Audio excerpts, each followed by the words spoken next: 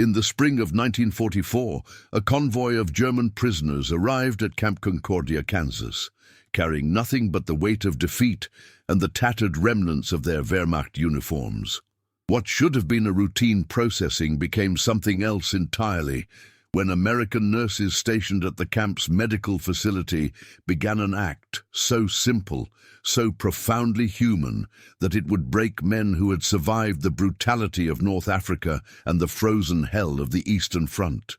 This is the story of how compassion became weaponized against pride, how thread and needle dismantled what bullets could not, and how the quiet dignity of care revealed the unbearable cost of war to those who had stopped counting it. The men who stepped off the transport trucks that April morning were not the disciplined soldiers of propaganda reels. They were exhausted, malnourished, and visibly shocked by their own survival. Most had been captured during the collapse of the Africa Corps. Others pulled from the wreckage of Atlantic U-boats or plucked from Italian battlefields.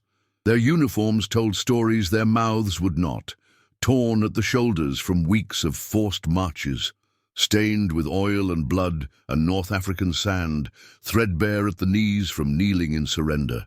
The fabric hung on frames that had shrunk from hunger, and the insignia that once commanded respect now seemed like relics from another lifetime.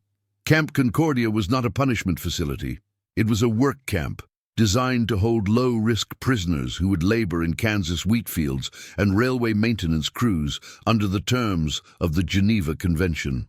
The American command had been clear: treat them correctly, feed them adequately, and extract labor without cruelty. But no one had prepared for what happened when the human dimension of captivity collided with the mechanical efficiency of prisoner management. The camp held nearly 4,000 men by midsummer, and the medical staff, a rotating team of military nurses, conscientious objectors serving as medics, and a handful of army doctors, was overwhelmed not by disease or injury, but by the visible erosion of human dignity they witnessed daily.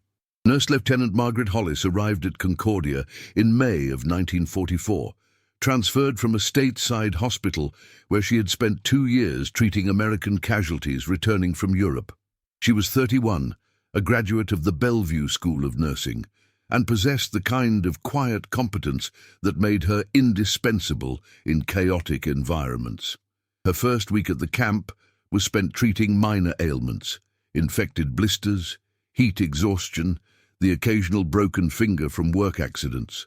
But it was during a routine sick call that she noticed something that would not leave her mind. A young German soldier, no more than 22, sat shivering on the examination table despite the warmth of the room. His tunic was held together by a single button, the rest torn away, and the sleeve had been crudely tied with string to keep it from falling off his shoulder. When she approached to examine him, he flinched, not from fear of violence, but from the anticipation of humiliation. That evening, Lieutenant Hollis sat in the nurses' quarters and stared at the sewing kit her mother had sent her before deployment. It contained needles, thread in various colors, a small pair of scissors, and a thimble worn smooth by use. She thought of the men she had seen that day, and of the ones she would see tomorrow, all of them trapped in a strange paralysis between relief at being alive and shame at being defeated. She thought of the German boy with the shredded sleeve, and how he had avoided her eyes as though expecting mockery. And she made a decision that had nothing to do with orders or protocol or military efficiency. She would sew.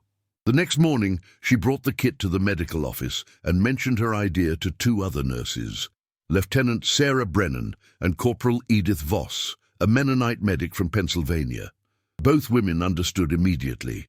There was no dramatic announcement, no formal approval sought. They simply began. When prisoners came in for treatment, the nurses would ask, quietly, almost apologetically, if they needed repairs done to their clothing. The first few men refused, confused or suspicious. But word spread quickly through the barracks, carried in whispered German by men who could not believe what they were hearing. By the end of the first week, a line had formed outside the medical office during evening hours. Men arrived holding their tunics, their trousers, their caps. They stood in silence, waiting their turn, watching as American women stitched torn seams, replaced buttons scavenged from supply donations, and mended holes with the care one might reserve for a family heirloom. There was no conversation during these sessions. The nurses worked and the prisoners watched, and something unspoken passed between them, something that had no place in the machinery of war, something that made the walls of Camp Concordia feel unbearably fragile. It was on the 9th day that the first man broke. His name was never recorded in official reports, but the nurses remembered him. He was older than most, perhaps 40, with greying hair and the calloused hands of a factory worker. He had brought a coat so badly torn it seemed beyond saving, but Lieutenant Hollis took it anyway and began the slow work of reconstruction. For 20 minutes, he stood watching her needle move through the fabric, and then, without warning, his shoulders began to shake. He covered his face with his hands and wept silently, standing there in the middle of the medical office while other men looked away in shared, unbearable recognition. No one spoke. The nurse continued sewing, and when she finished, she folded the coat carefully and handed it back to him. He took it, nodded once, and left without a word. The war had taught these men to endure suffering, to suppress fear, to function as components in a vast and pitiless mechanism. But no one had prepared them for kindness from the enemy. No doctrine covered what to do when the people you had been taught to despise treated you with the care your own command had long since abandoned. The act of sewing, a domestic gesture, maternal, intimate, was incompatible with everything they thought they understood about captivity. And in that incompatibility, something fundamental began to crack.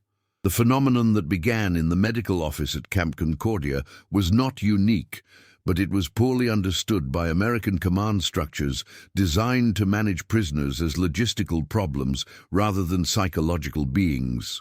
By June of 1944, similar scenes were unfolding at POW camps across the American Midwest and South, wherever German prisoners were held in sufficient numbers to require dedicated medical staff.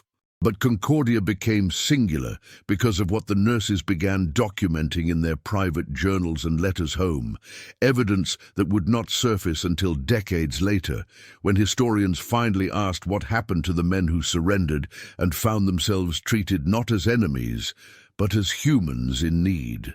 Lieutenant Hollis kept meticulous notes, not for official reports, but for her own attempt to understand what she was witnessing. She described men who would sit for an hour watching a single button being sewn, men who asked if they could keep scraps of thread as though they were precious relics, men who returned days later with new tears that seemed almost deliberate, as though they needed an excuse to experience the ritual again. She wrote about a sergeant from Hamburg who brought his entire platoon's uniforms in a canvas sack, asking if all of them could be repaired. She wrote about a U-boat engineer who wept when she mended the insignia on his cap, and who later told another prisoner that his mother had sewn that same patch when he first enlisted in 1939. The American command at Concordia was run by Colonel James Whitmore, a logistics officer from Ohio who had spent the first 3 years of the war managing supply chains in North Africa. He was a practical man, uninterested in sentiment but deeply committed to efficiency and adherence to international law. When reports reached him that nurses were spending evening hours sewing prisoner uniforms, his initial response was bureaucratic concern. Was this diverting medical resources from more critical tasks? But when he visited the medical office one evening and saw the line of men waiting in disciplined silence, he recognized something that transcended his usual calculations. These prisoners were calmer, more cooperative, less prone to the low-level resistance and sullen defiance that characterized other camps he had toured. Whatever the nurses were doing, it was working. He authorized the continuation of the sewing program under one condition: it must not interfere with medical duties or violate any provision of the Geneva Convention. Lieutenant Hollis assured him it would not. What she did not tell him, what she barely admitted to herself, was that the sewing had become something she needed as much as the prisoners did. After 2 years of treating American boys with shattered limbs and destroyed faces, after watching young men die from infections and complications and the simple cruelty of war, the act of repairing something, of making whole what had been torn, felt like a form of redemption she had not known she was seeking. Now I invite you to leave in the comments where you are watching us from and the exact time you are listening to this story. We are interested in knowing to which places and at which moments of the day or night these documented accounts reach. The psychological impact on the prisoners was documented most clearly in letters they were permitted to send home under censorship.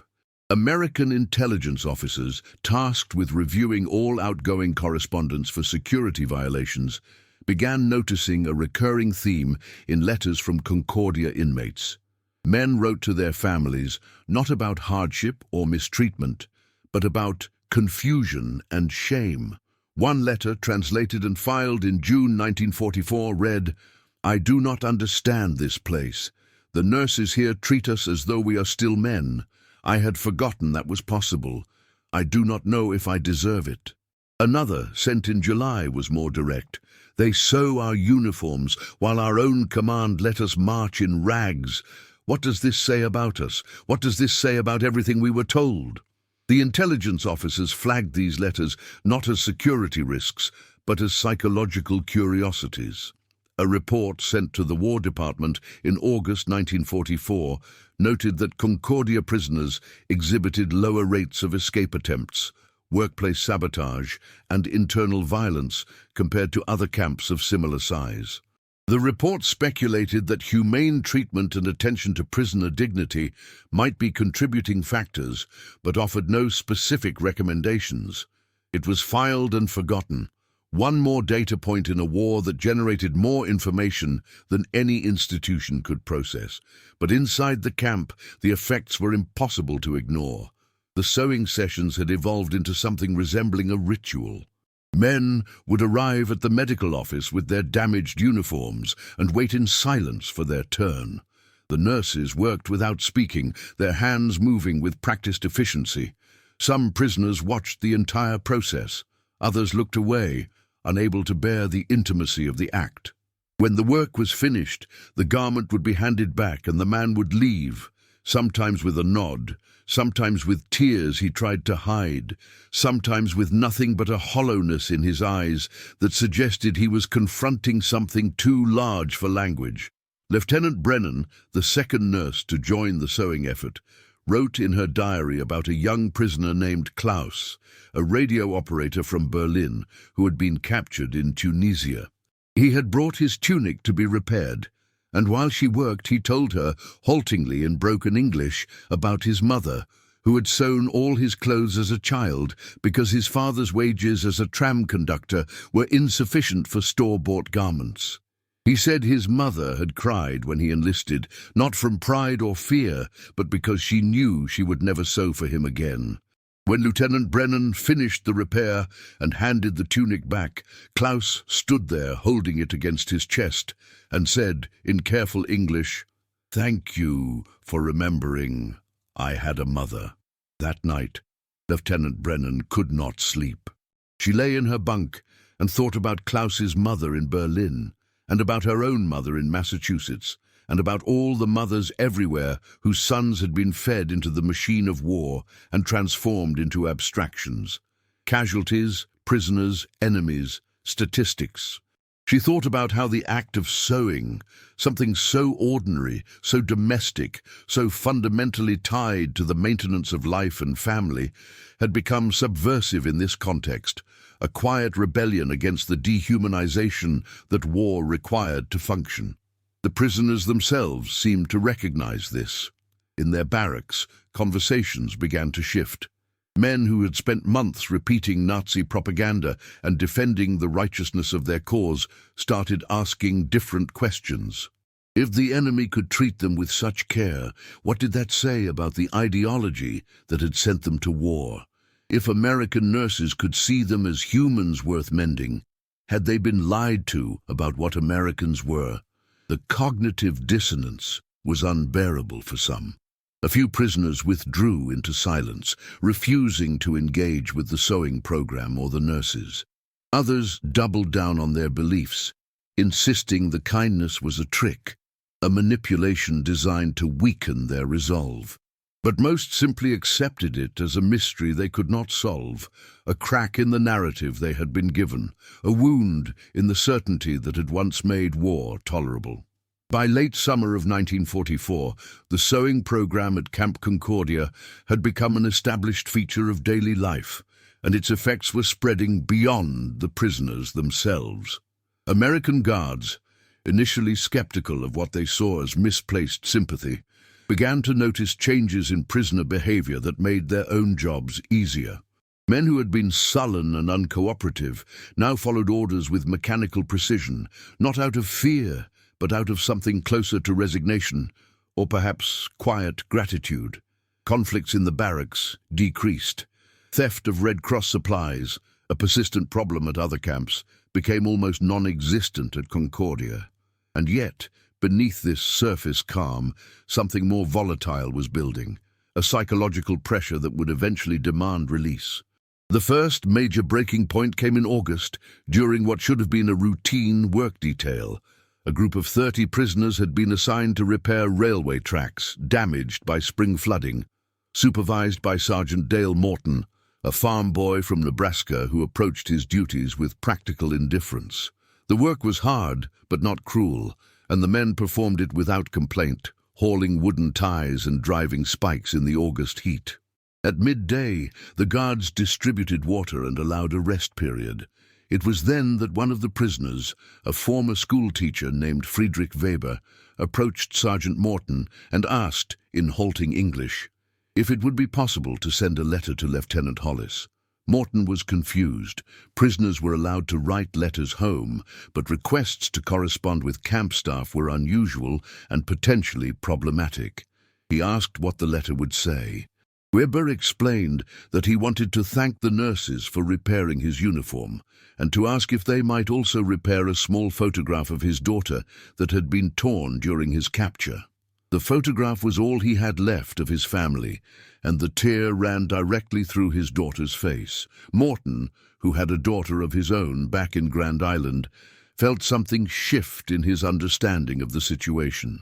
He told Weber he would ask, but made no promises. That evening, Morton mentioned the request to Lieutenant Hollis. She asked to see the photograph. It was a formal portrait, the kind taken in studios before the war. A little girl of perhaps 6, wearing a white dress, her expression serious in the way children become when told to hold still. The tear had split the image diagonally, separating the girl's face from the rest of her body. Lieutenant Hollis took the photograph and promised to do what she could. She had never repaired a photograph before, but she understood the request was not really about the image itself. It was about preserving the last physical connection to a life that no longer existed. She worked on it for 3 evenings, using the finest thread she had and a magnifying glass borrowed from the medical supplies. The repair was imperfect. The tear would always be visible, but the image was whole again. When she returned it to Weber through Sergeant Morton, the prisoner took it with trembling hands and stared at it for a long moment. Then he sat down on the ground and wept, great heaving sobs that seemed to come from somewhere deeper than grief, from the place where a man keeps the things he cannot afford to feel if he wants to survive. The other prisoners on the work detail stopped what they were doing and watched in silence.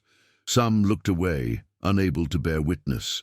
Others simply stood there, their faces empty, as though watching themselves in a mirror. Sergeant Morton, who had seen men die and had thought himself immune to sentiment, found he could not move. He stood holding his rifle and watching this German schoolteacher cry over a repaired photograph, and he thought about his own daughter and about how war turned everything, even love, even memory, into something that could break you. Word of the photograph spread through the camp with the speed of revelation.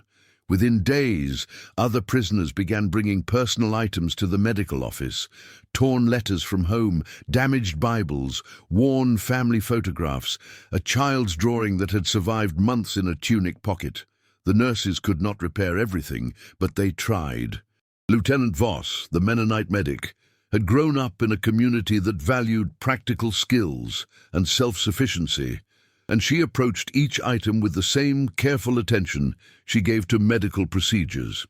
She repaired a Bible for a Lutheran chaplain captured in North Africa using glue made from medical supplies and thread to reinforce the spine. She mended a letter for a young private whose sweetheart had written to end their engagement. He wanted to preserve it, he said, as proof that someone had once cared. The psychological effect of these small acts of preservation was profound and destabilizing. Men who had maintained emotional control through months of combat and captivity began to unravel. They wept during sick calls, during work details, during meals in the mess hall. The camp psychiatrist, Captain Harold Newman, a Freudian analyst from New York who had been assigned to Concordia to monitor prisoner mental health, noted in his reports that the prisoners were experiencing a form of delayed emotional processing. They had survived the trauma of war by suppressing their humanity, and now, confronted with care that insisted they were still human, the suppression was failing. Captain Neumann interviewed several prisoners to better understand what was happening. One man, a Wehrmacht corporal named Otto Richter, described the experience this way: "When I was a soldier, I could not afford to remember I was also a father and a husband and a man who once cared about small things. I had to become simple. Obey orders. Stay alive. Do not think about what it means. But here, when the nurse fixed my coat, she made me remember all the things I had buried, and now I cannot bury them again. I do not know how to be both the soldier who killed and the man whose wife once sewed his buttons. I do not know how to live with both of those people inside me." This was the crisis that no one had anticipated, that kindness could become a form of unbearable confrontation, that restoration could force a reckoning more painful than any punishment. The prisoners at Concordia were not being tortured or starved or beaten, but they were being destroyed nonetheless, not by cruelty, but by the recognition of their own humanity in the eyes of people they had been taught to see as enemies.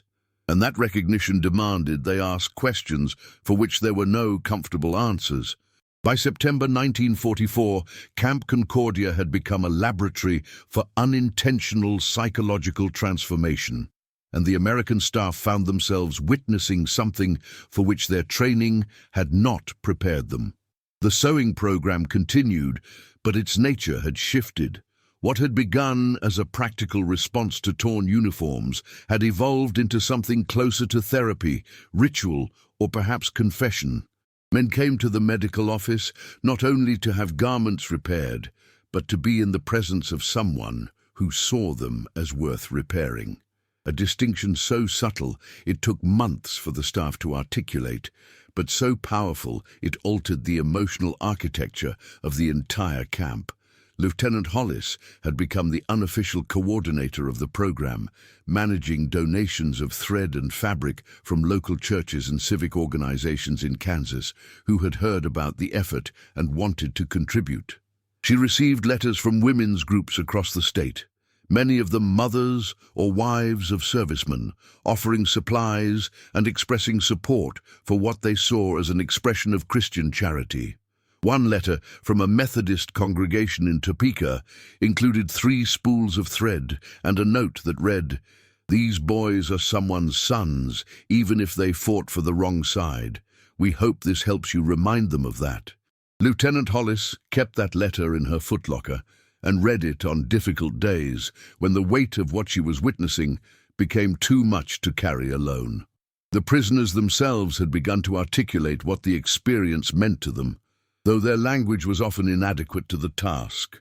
A group of men who had formed a small discussion circle in the barracks, mostly teachers, engineers, and clerks, men who had been trained to think in systematic terms, attempted to understand the phenomenon in intellectual frameworks. One of them, a philosophy student from Heidelberg named Ernst Keller, wrote in his journal, "We have been taught that the enemy is subhuman, that Americans are weak and decadent, that their kindness is cowardice. But how do we reconcile this teaching with women who spend their evenings sewing our clothes with the same care my mother once showed?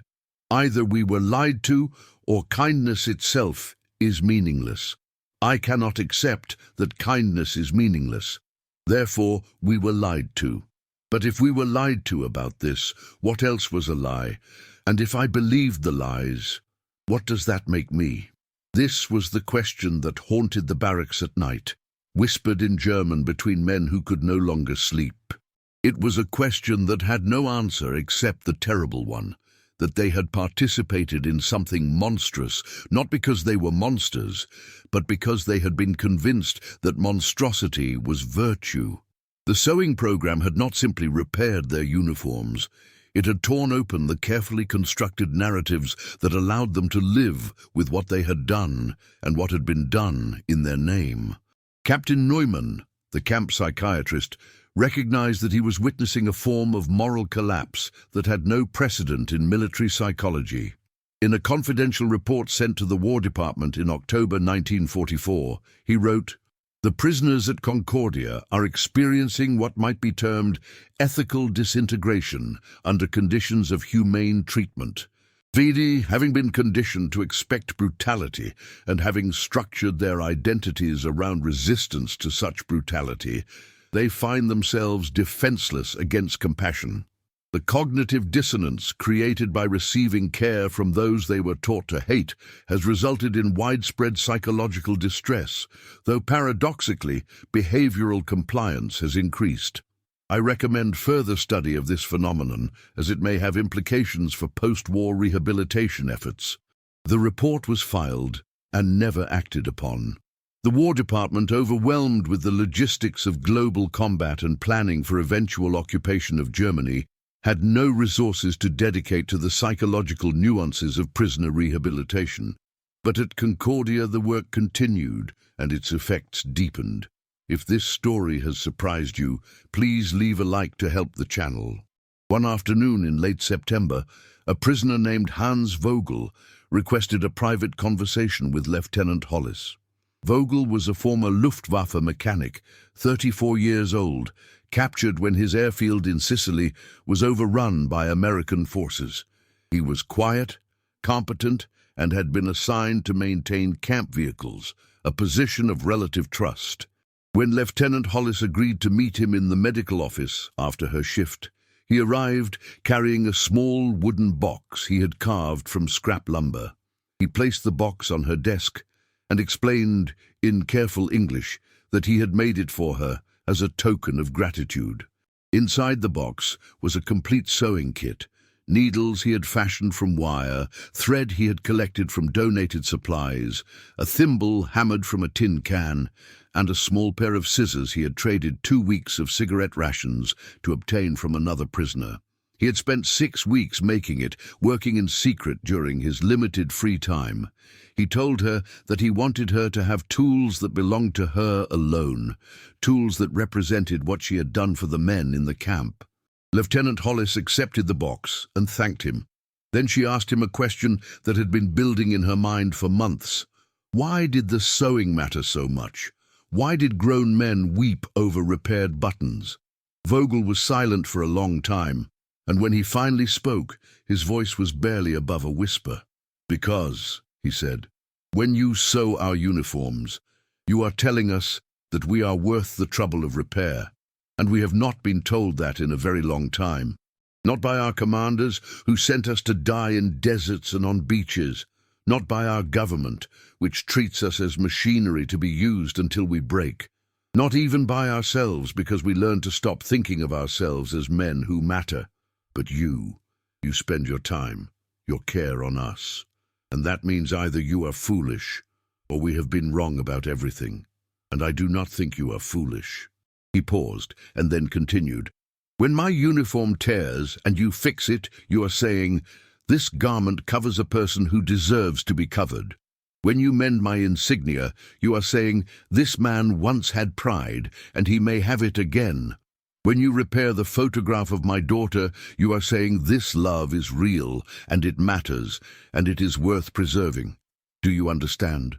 You are not just sewing, you are witnessing. You are saying, I see you. I see that you are broken. And I will not leave you that way. Lieutenant Hollis sat with those words for a long time after Vogel left. She thought about the hundreds of men she had sewn for, about the tears she had witnessed, about the careful way prisoners held their repaired garments as though they were sacred objects. She thought about Vogel's wooden box and about the fact that a man who had flown bomber missions over Allied cities had spent 6 weeks making her a gift because she had sewn his coat. And she understood finally that what was happening at Concordia was not about uniforms at all. It was about the unbearable weight of being seen as human after you had been trained to believe you were not. The other nurses felt it too. Lieutenant Brennan wrote in her diary, "We are not heroes. We are not even particularly kind. We are simply doing the small, ordinary work of care, and somehow that is enough to break men who survived war." What does that say about war? What does that say about how we treat each other when we are not at war? I came here thinking I would help wounded bodies. Instead, I am watching wounded souls try to remember how to be human. I do not know if I am helping or making it worse. I only know I cannot stop. Corporal Voss, the Mennonite medic, struggled with different questions. Her faith taught that all violence was sin, that war itself was a rejection of God's love, and that the only righteous response was to serve those who suffered. But she found herself wondering if her compassion was adequate to the scale of the evil these men had participated in. She wrote to her pastor in Pennsylvania, "I sew their uniforms, and I see their tears, and I know they are suffering. But I also know that some of these men may have killed innocents. Some of them may have believed in the ideology that started this war. How do I reconcile my duty to care for them with my knowledge of what they may have done? Can a repaired button undo a murdered child? Can thread and needle bring back the dead?" Her pastor's response took 3 weeks to arrive, and it offered no easy answers. "We are called to love our enemies not because they deserve it, but because love is the only force powerful enough to break the cycle of hatred. Your sowing will not undo the past, but it may plant seeds for a different future. That is all any of us can do." Winter arrived at Camp Concordia in November 1944, bringing with it a cold that seemed designed to test every repaired seam and mended patch. The prisoners, now dressed in uniforms that had been stitched back together by American nurses, faced the Kansas wind with a strange mixture of gratitude and shame. The fabric held against the cold, but the psychological seams continued to tear. Inside the barracks, conversations had shifted from tactical analysis of the war's progress to more dangerous territory, moral reckoning, political doubt, and the slow, painful process of confronting what they had believed and what they had done. A group of prisoners organized a clandestine discussion group that met after lights out in one of the storage buildings.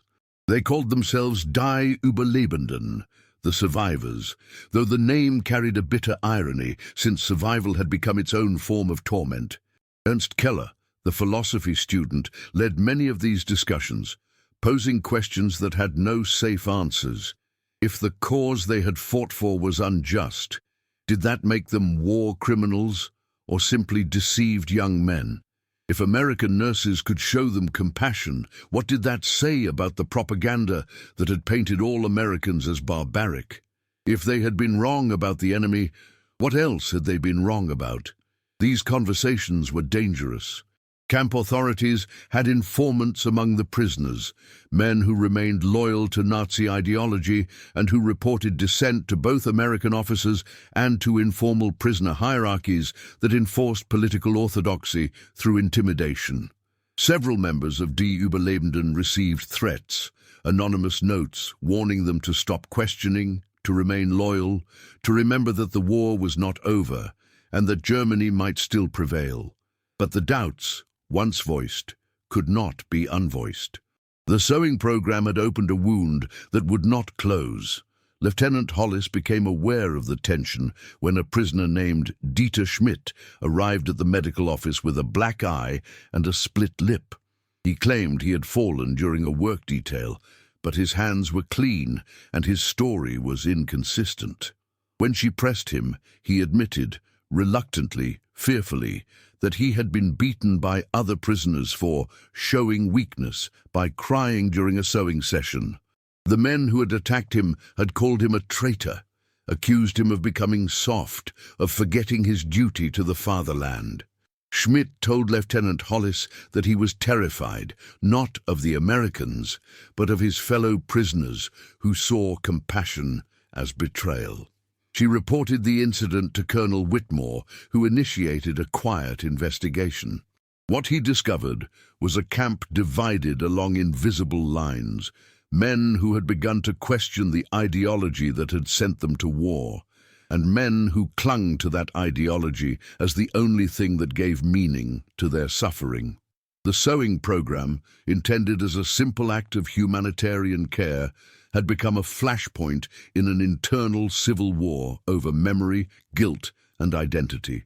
The colonel faced a dilemma. He could shut down the sewing program to reduce tensions, or he could allow it to continue and risk escalating conflict among the prisoners. After consulting with Captain Neumann and the nursing staff, he decided to continue the program, but implement new security measures. Prisoners would attend sewing sessions in smaller groups, guards would be present during all interactions, and men who exhibited threatening behavior would be transferred to other camps. It was an imperfect solution, but it allowed the work to continue.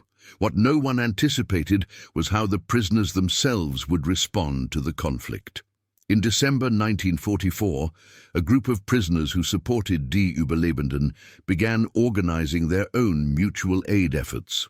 They started repairing each other's clothing, using techniques they had learned from watching the nurses, trading their meager possessions to obtain needles and thread, and creating a quiet network of men who were trying to hold themselves together, literally and figuratively, through the winter. It was a form of resistance, not against their captors, but against the ideology that had brought them to this point. One evening, Lieutenant Brennan witnessed something she would never forget. A young prisoner named Klaus, the radio operator who had spoken about his mother, was teaching 3 other men how to sew a button. He demonstrated the technique slowly, carefully, the way a father might teach a son. The other men watched with fierce concentration, as though mastering this domestic skill was the most important thing they would ever learn. When one of them successfully attached a button to his own coat, the others applauded quietly, and Klaus smiled, the first genuine smile Lieutenant Brennan had seen from any prisoner in months. She wrote in her diary that night, "They are teaching each other to care for themselves. They are learning that they do not need to wait for someone else to repair what is broken. They are discovering agency in the smallest acts. And somehow, that feels more revolutionary than anything I learned in nursing school. We did not just sew their uniforms. We showed them that repair was possible. And now they are repairing each other." The parallel sewing efforts created an unexpected dynamic. American nurses continued their work in the medical office, but now prisoners were also sewing in the barracks, using scavenged materials and improvised tools. The 2 efforts existed side by side, one official and sanctioned, the other clandestine and self-directed. But both served the same purpose, to assert that these men were worth caring for, that their dignity mattered, and that the act of maintenance, of refusing to let things fall apart, was itself a form of moral statement. By January 1945, the sewing program had become embedded in the camp's culture. New prisoners arriving from other facilities were shocked to find American nurses repairing German uniforms, and even more shocked to find German prisoners doing the same for each other. Some adapted quickly, grateful for the care and eager to participate. Others resisted, viewing the entire phenomenon as a form of psychological manipulation or a betrayal of military honor. But resistance became harder as the war news grew worse for Germany, as the Eastern Front collapsed and Allied forces pushed deeper into the Reich itself. The realization that Germany would lose the war had been building for months, but by early 1945 it became undeniable. Prisoners who had maintained hope for a German victory now faced the certainty of defeat, and with it, the question of what defeat would mean for them personally. Would they be tried as war criminals? Would they ever see their families again? What would become of Germany itself? These questions haunted the barracks and drove more men toward the comfort of the sewing sessions, where at least for a brief time the future did not have to be confronted. Lieutenant Hollis noticed that men who came for sewing repairs often stayed longer than necessary, sitting in the medical office even after their garments had been mended, as though the physical space offered sanctuary from something they could not name. She began to understand that the sewing had become a ritual of mourning, not just for torn fabric, but for the lives they had left behind, for the beliefs they had lost, for the future they had imagined and would never have. The thread that held their uniforms together was also the thread that connected them to their past selves, to the men they had been before war turned them into weapons. In February, she received a letter from her mother in New York asking about her work. Lieutenant Hollis struggled to explain what she was doing in terms her mother would understand.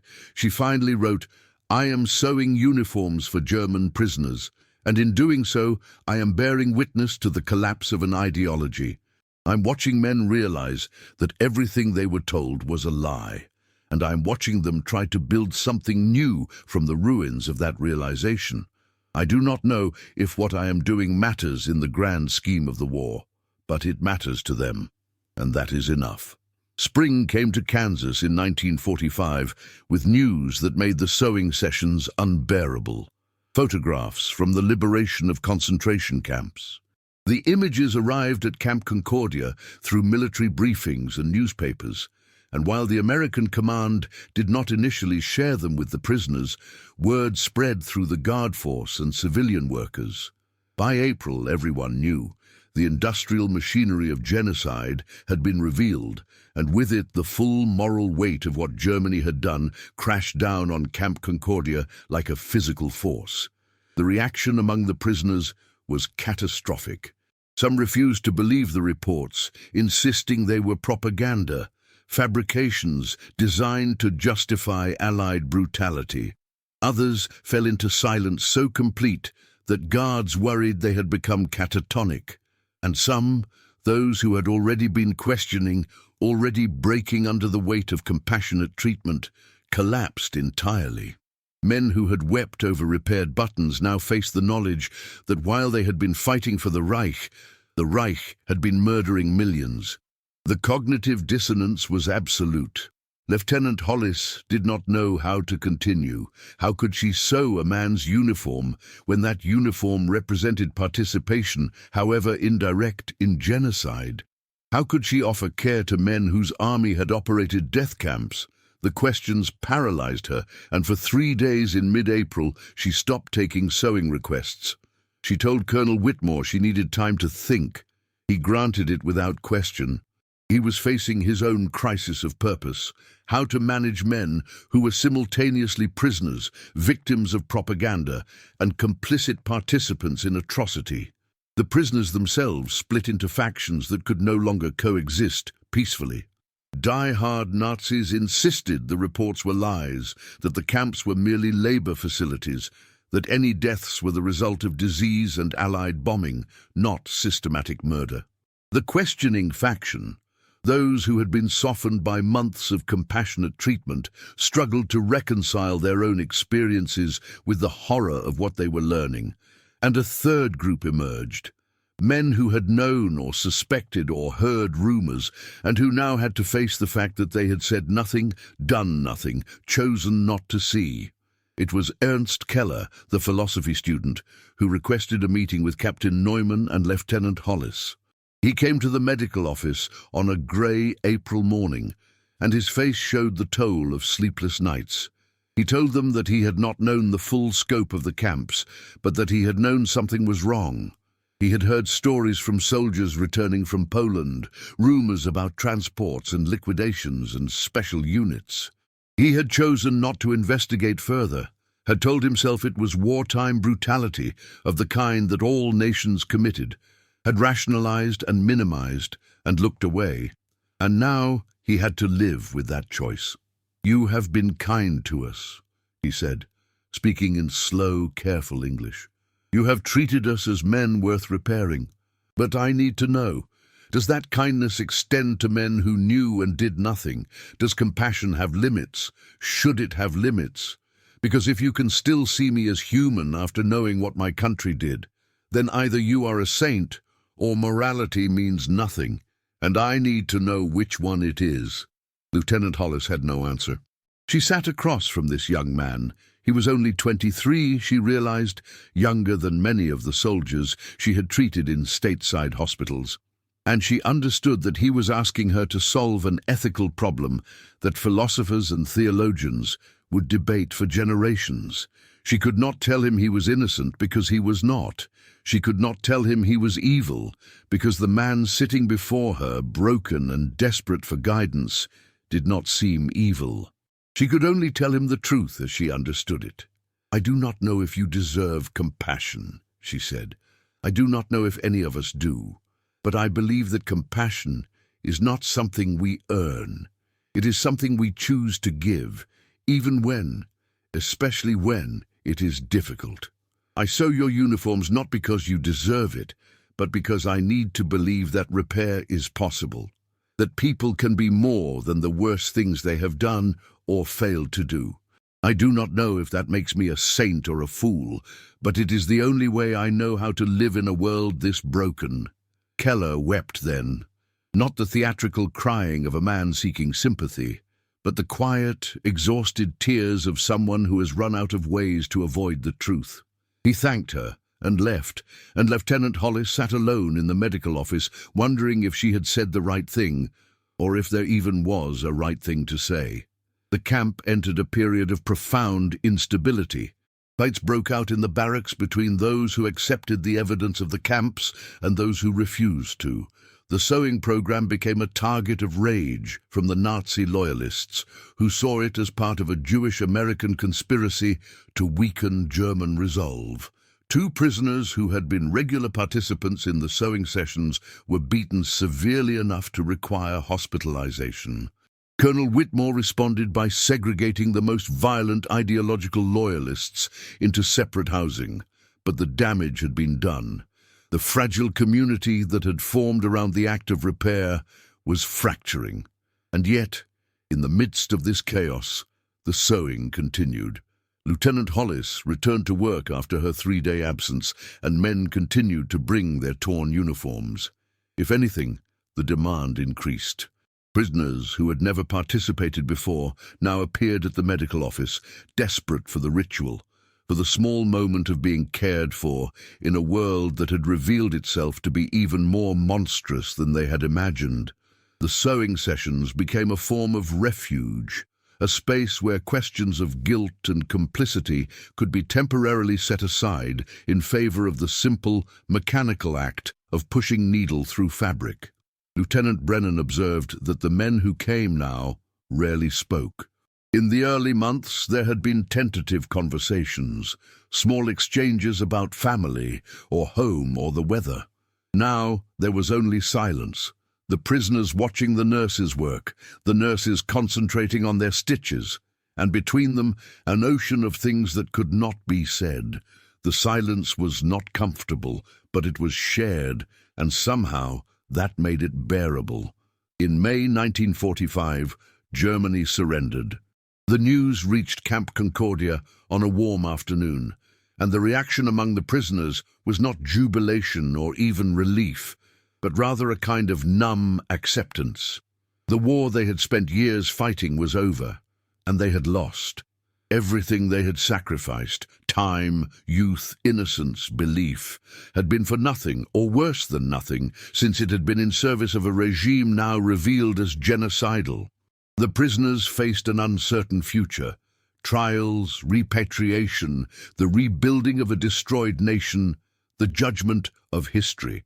And they faced it in uniforms that had been repaired by American nurses who had insisted they were still human, even when their own humanity was in doubt. The summer of 1945 brought the beginning of repatriation efforts, and Camp Concordia began the slow process of preparing prisoners for return to a Germany that no longer existed as they remembered it. The country they would return to was occupied, divided, bombed into rubble, and facing the moral reckoning of the Nuremberg trials. For many prisoners, the prospect of going home was more terrifying than captivity had been.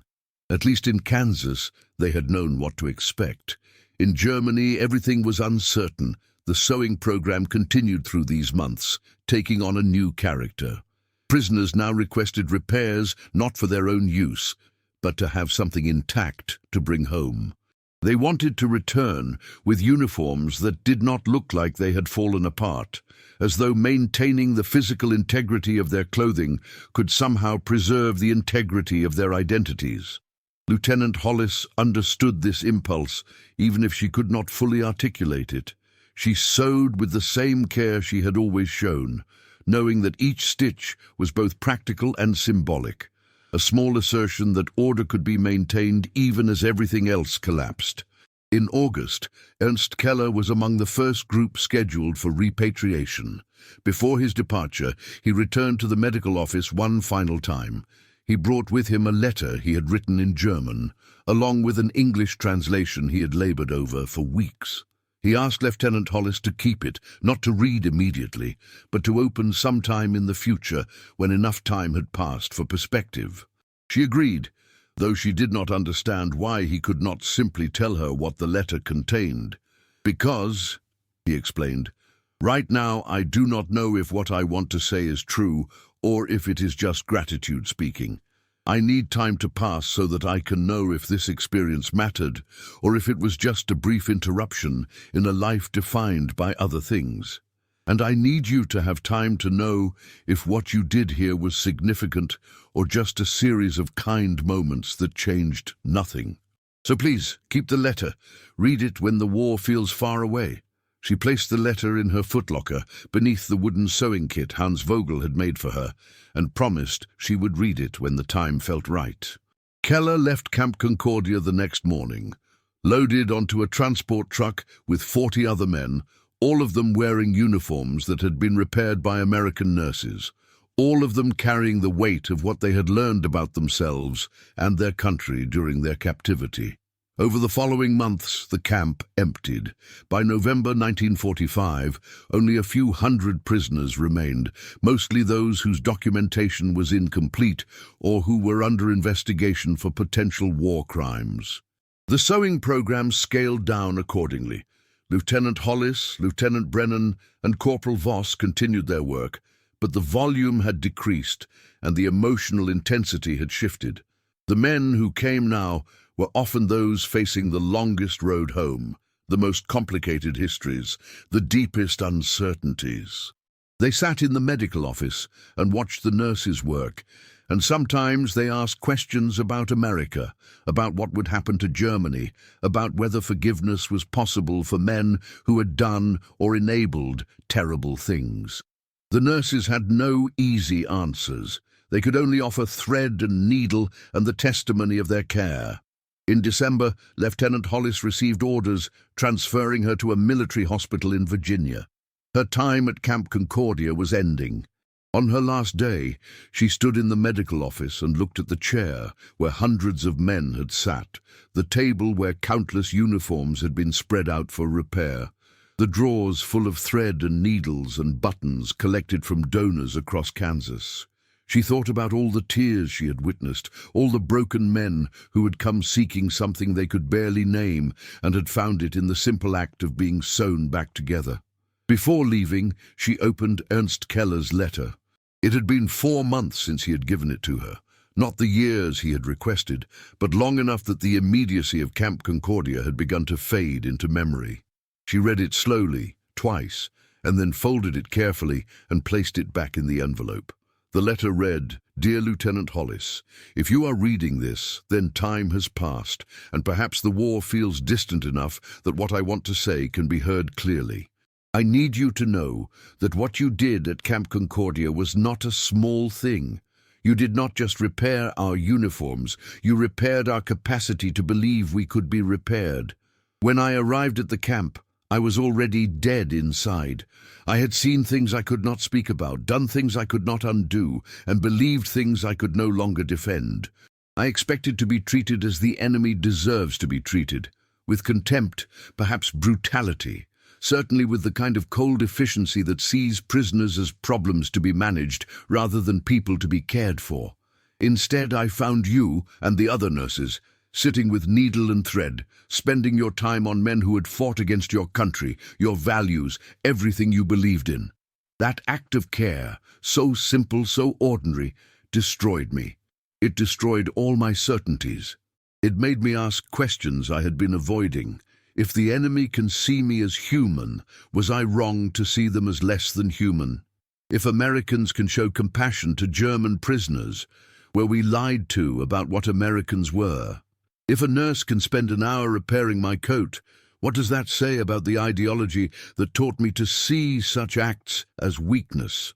I do not know if I can be forgiven for what I believed, for what I participated in by my silence and obedience. I do not know if I deserve the kindness you showed me, but I know that because of you, I will spend the rest of my life trying to be the kind of man who deserves that kindness. I will try to repair what I can. I will try to see others as you saw me. I will try to remember that compassion is not weakness, but the hardest and bravest thing a person can choose. You asked me once why the sewing mattered so much. This is why. Because you showed us that repair was possible. Not just of fabric, but of men, of souls, of the capacity to believe in something better than what we had become. You planted seeds in ground we thought was dead. I do not know what will grow from those seeds, but I promise you, something will. Thank you for seeing us. Thank you for not looking away. With gratitude that has no adequate expression, Ernst Keller Lieutenant Hollis sat with that letter for a long time. She thought about all the men she had sewn for, about Hans Vogel and his wooden box, about Dieter Schmidt and his black eye, about Friedrich Weber and his torn photograph of his daughter. She thought about Klaus and his mother in Berlin, about Otto Richter trying to reconcile the soldier and the father within himself, about all the prisoners who had stood in silence watching her needle move through fabric, trying to understand what it meant that someone cared. She never saw any of those men again. She did not know what became of them, whether they rebuilt their lives or were consumed by guilt, whether they became forces for good in a shattered Germany or simply disappeared into the anonymity of post-war survival.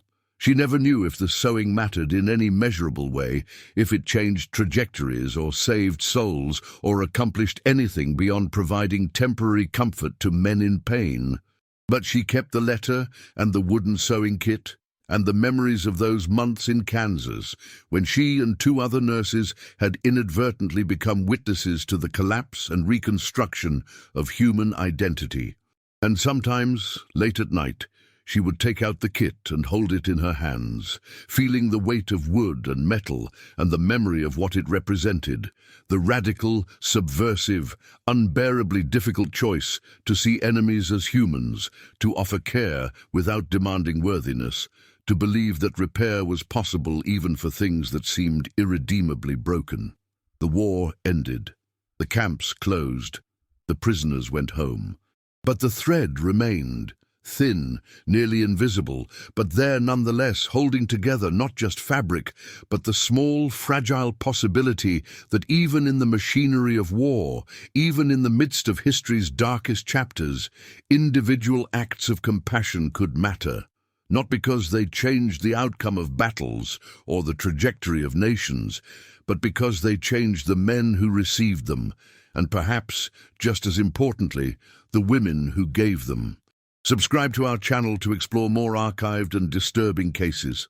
Thank you for following the story of the German prisoners who broke when American nurses sewed their uniforms. See you in the next video.